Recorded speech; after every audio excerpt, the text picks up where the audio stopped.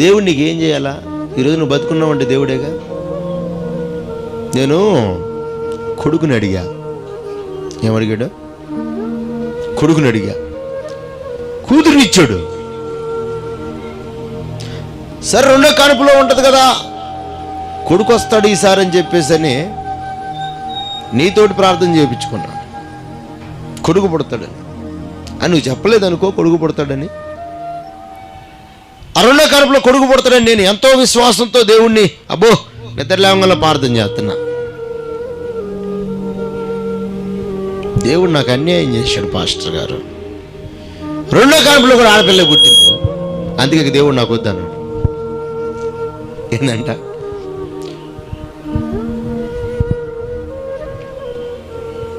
నేను అందాం అనుకో, నువ్వు కోపం రాదా?